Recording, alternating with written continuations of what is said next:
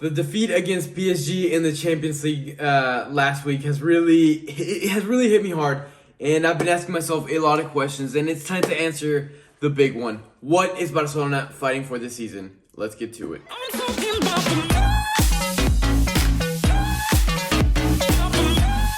Hello guys, welcome back to El Merengue Culé. This video is going to be a bit of a different one, and if you're new to the family, welcome to the family. Today we're going to start off by pretty much breaking down every single one of the competitions that we're in, that we're still fighting for: Champions League, Copa del Rey, La Liga, analyzing how much of a chance we still have of them. And then finally, we're going to be concluding with a mini version of a pregame video for the game against Cadiz. So first of all, let's start off with the Champions League. And yes, the wound is still fresh, but let's take it like a therapy session. Let's kind of analyze where we went wrong, where we can move from this, and see how much it has affected us.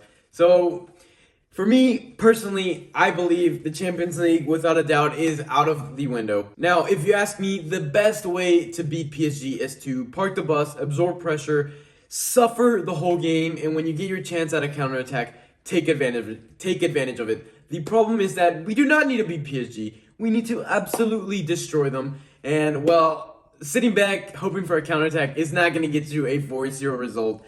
So, yeah, I mean, for me, again, the Champions League is out of the window. Sure, you can make the argument. We've come back from worse. And to that, yeah, sure. But that was a complete different team with a complete different scheme.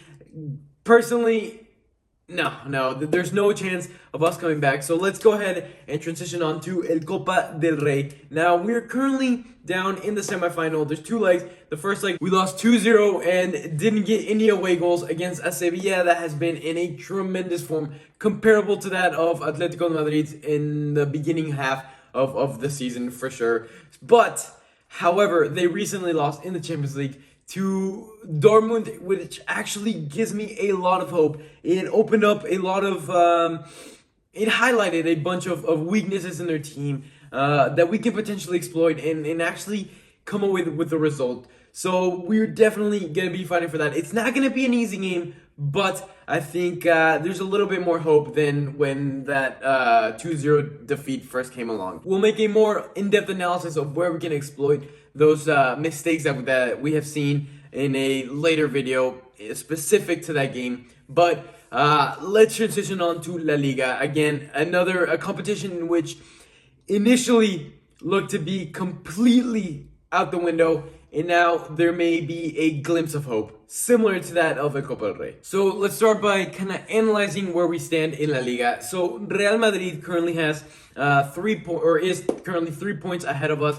However, they have played an extra game. So hypothetically, if we were to win that game, we're tied up with points. And then, we'll talk about Atletico Madrid a little bit later on. But, they've been dropping points, which makes this La Liga race a lot closer than it seemed literally a week ago or 2 weeks ago.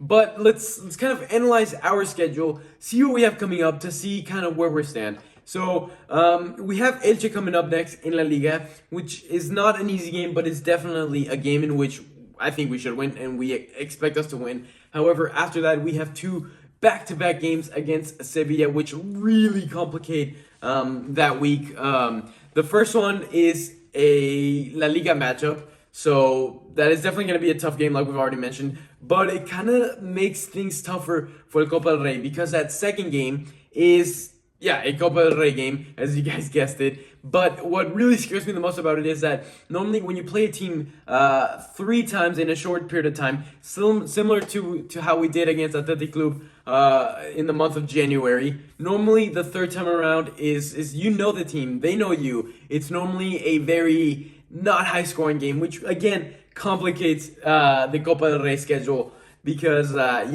if there's a game against Sevilla in which we want a high-scoring game, it's going to be the third one, the second leg of the Copa del Rey.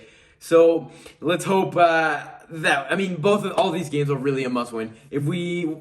Absolutely. The game against Copa del Rey is an absolute must-win, and then the game in La Liga is also a must-win if we stand any chance against topping Atletico Madrid. So those two games back-to-back really complicate the schedule. And then after that, we have Osasuna. Again, not the toughest of opponents, but a must-win game, which adds a lot of nerves, a lot of anticipation onto that game. But now, like I mentioned, it's time to break down Atletico Madrid. After an insane form in this whole season, pretty much only losing to Real Madrid, that was pretty much the only points they had dropped until recently against Celta Vigo. They managed to tie 1-1 after a lot of games in which Luis Suarez had been carrying them through, scoring last-minute goals. They finally dropped points against Celta Vigo. And then this week, they played twice against Levante. The first game, it actually ended in a 1-1 tie. And oh my gosh, I was biting my nails the whole second half, praying that Levante could hold on to that tie, and sure enough, they did so. Very important result. Again, that is 2 games that they have dropped points in ties. Again, nothing like we have seen from Atletico Madrid in the early part of the season. And then earlier today, Levante did the deed, pulled off a victory against Atletico Madrid. That gives us, not only us, but also Real Madrid, a big chance of coming back, and the La Liga title race definitely is a lot closer than we had initially thought of it to be. This is a little reaction video that my brother did to the last few minutes. Again, Levante was only winning 1-0, and Atletico Madrid was shooting all firepower, so here it is.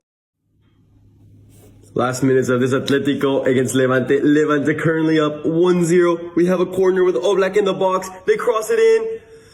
There's no keeper. Come on, there's no goalie. Come on, Levante. Take it. Alright guys, if you want to watch the ending to that video, guys, go ahead and do so. We have made a TikTok account, so make sure you follow us there with just some nice lighthearted content that you will be seeing from there. But with that being said, Atletico Madrid, not only have they been losing points, but their schedule coming up is very, very hard. From now all through March, halfway through April is going to be a very tough schedule. Let's quickly run through that. So upcoming next, they have Chelsea, who hasn't been in the best of forms, but again, it's a very tough Champions League game. Then right after that, Villarreal, again, not having the best of seasons, but it's definitely a game that could be complicated if you don't play your cards right. On top of that, in March 7th, they're going to be playing Real Madrid, in which for once, I'm actually going to be rooting for Real Madrid. I absolutely need Real Madrid to come away with some sort of points. Hopefully a victory. I never thought I'd be saying this, but we definitely need Atletico Madrid to start losing some points. After that, they have to play Athletic Club. If it's anybody that knows how well Athletic Club can play, it is us. Athletic Club, again, I'm going to be backing you to take some points off of Atletico Madrid. On top of that, they have Getafe. Last season, I think they finished off in 6th place. This season, they're not doing the best, but still, it could be a complicated game. On top of that, again, Chelsea.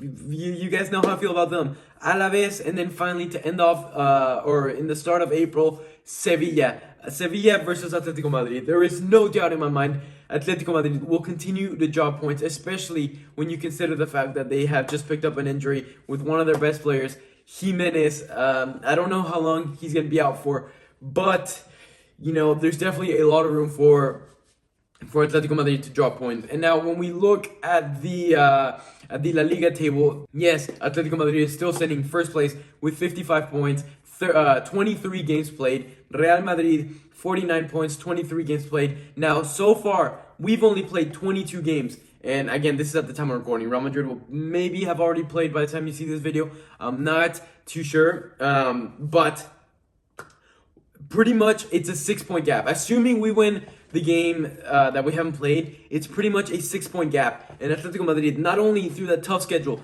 obviously they still have to play Real Madrid, they still have to play us, they still have to play a bunch of tough teams, which, looking at the schedule, it's doable.